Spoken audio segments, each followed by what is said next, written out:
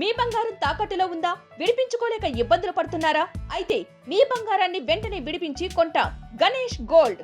మీరు సంప్రదించాల్సిన ఫోన్ నంబర్లు 9160-266-916, 8712619507. టీడీపీ కార్యకర్తల కోసం మంత్రి నారాయణ కీలక ప్రకటన చేశారు. కార్యకర్తలను ఆదుకునేందుకు సొంత నిధి ద్వారా ఏటా 10 కోట్లు కేటాయిస్తున్నట్లు ప్రకటించారు. నెల్లూరులో నిర్వహించిన కార్యక్రమంలో 175 మంది కార్యకర్తలకు 45 లక్షల రూపాయల చెక్కులను నారాయణ పంపిణీ చేశారు. కార్యకర్తల సంక్షేమం కోసం ఏటా 10 కోట్లు చొప్పున 5 ఏళ్లకు 50 కోట్లు కేటాయించినట్లు ఆయన వెల్లడించారు. ఉత్తర బంగాళాఖాతంలో ఉపరితల ఆవర్తనం కొనసాగుతోంది. దీని ప్రభావంతో ఇవాళ అల్పపీడనం ఏర్పడే అవకాశం ఉందని వాతావరణ శాఖ తెలిపింది. అరేబియా సముద్రం నుంచి తెలంగాణ కోస్తాంధ్ర మీదుగా ద్రోణి కొనసాగుతోంది. దీంతో ఈ రోజు నుంచి సోమవారం వరకు కోస్తాంధ్రలోని పలు ప్రాంతాల్లో భారీ నుంచి అతి భారీ వర్షాలు కురుస్తాయని ఐఎండీ హెచ్చరించింది.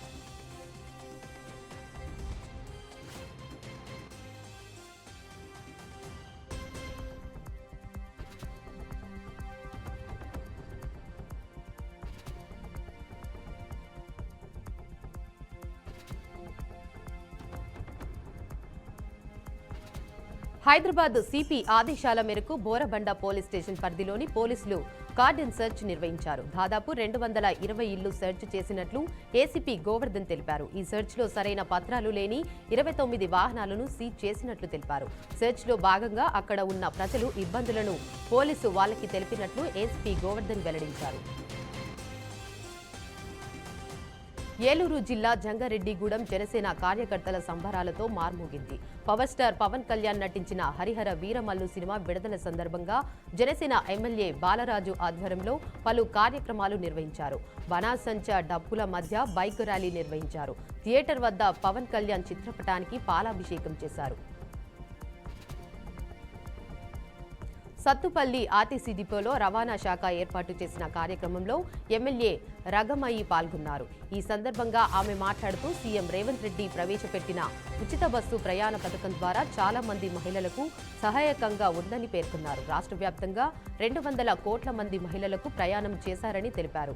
అనంతరం బస్టాండులో మహిళలతో ముచ్చటించిన సీఎంకు కృతజ్ఞతలు తెలిపారు.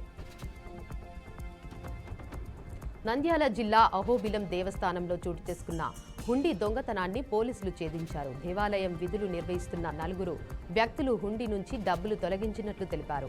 సీసీ ఫుటేజీ ఆధారంగా 4 నిందితులను పోలీసులు అరెస్టు చేశారు. నిందితుల వద్ద నుండి 82,000 నగదు స్వాధీనం చేసుకున్నారు.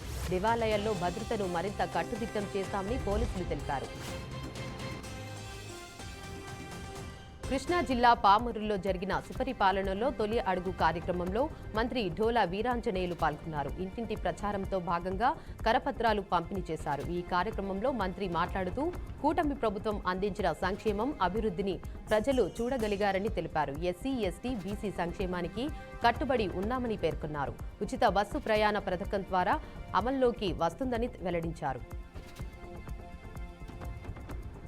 హిమాచల్ ప్రదేశ్లో భారీ వర్షాలు బీభత్సం సృష్టిస్తున్నాయి. గత కొన్ని రోజులుగా కురుస్తున్న కుండపోత వర్షాలకు 77 మంది మృతి చెందారు. వర్షాల కారణంగా జాతీయ రహదారులతో పాటు 345 రోడ్లను మూసివేశారు. రాష్ట్రంలోని పలు ప్రాంతాల్లో కొండ చర్యలు విరిగి పడటంతో వాహనాల రాకపోకలకు తీవ్ర అంతరాయం ఏర్పడింది. శిథిలాల తొలగింపు చర్యలు తీసుకున్నట్లు అధికారులు తెలిపారు. తాండూరు మండలం అంతరాయమం గ్రామంలో 3 రోజులుగా కురుస్తున్న భారీ వర్షాలకు ఓ ఇల్లు కూలిపోయింది. యేసు అనే వ్యక్తి ఇంటి గోడలు భారీ వర్షానికి తడిచి కూలిపోయింది. ఈ ప్రమాదంలో ఎవరికీ ఏం జరగకపోవడంతో అంతా ఊపిరి పీల్చుకున్నారు. యజమాని పేదరికం కారణంగా ఇల్లు తిరిగి నిర్మించడానికి ప్రభుత్వ సహాయం కోరుతూ ఆవేదన వ్యక్తం చేశారు. ఇజ్రాయెల్ బలగాల దిగ్బంధనంలో ఉన్న గాజా ప్రాంతంలో ఆకలి చావుల సంఖ్య పెరుగుతోంది. గత 48 గంటల్లో 20 మంది ఆకలితో మృతి చెందారు. యుద్ధం ప్రారంభమైనప్పటి నుంచి మొత్తం 88 మంది ఆకలితో మరణించారని పాలస్తీనా ఆరోగ్య శాఖ డైరెక్టర్ మునీర్ ఆల్ భరష్ తెలిపారు. తాజా మరణాలు గాజాలో పరిస్థితి ఎంత విషమంగా మారిందో చూపిస్తున్నామని మునీర్ ఆవేదన వ్యక్తం చేస్తున్నారు. ముంబై వెళ్లేందుకు సిద్ధమైన ఎయిర్ ఇండియా ఎక్స్ప్రెస్ విమానంలో సాంకేతిక లోపం తలెత్తింది. ముందుగానే ఈ సమస్యను గుర్తించిన అధికారులు అప్రమత్తమై టేకాఫ్ను నిలిపివేశారు. దాదాపు 160 మంది ప్రయాణికులతో విమానం ఢిల్లీ నుంచి ముంబైకి వెళ్లేందుకు సిద్ధమైంది. ఈ క్రమంలో అధికారులు కాక్పిట్లో సాంకేతిక లోపాన్ని గుర్తించారు. దీంతో భద్రతా ప్రమాణాలకు ప్రాధాన్యమిస్తూ టేకాఫ్ను నిలిపివేశారు. కోవూరు ఎమ్మెల్యే ప్రశాంతిరెడ్డిపై చేసిన వ్యాఖ్యల కేసులో మాజీ మంత్రి అనిల్ కుమార్ యాదవ్కు పోలీసులు నోటీసులు జారీ చేశారు. ఎల్లుండి విచారణకు హాజరు కావాలని నోటీసులో పేర్కొన్నారు. అనిల్ కుమార్ ప్రస్తుతం అందుబాటులో లేకపోవడంతో పోలీసులు ఆయన నివాసానికి వెళ్లి నోటీసులను అంటించారు. తెలంగాణ ముఖ్యమంత్రి రేవంత్ రెడ్డి ఢిల్లీలో పర్యటిస్తున్నారు. ఈ పర్యటనలో ఆయన వెంట మంత్రులు పొన్నం ప్రభాకర్, కొండ సురేఖ, వాకిటి శ్రీహరి పాల్గొన్నారు.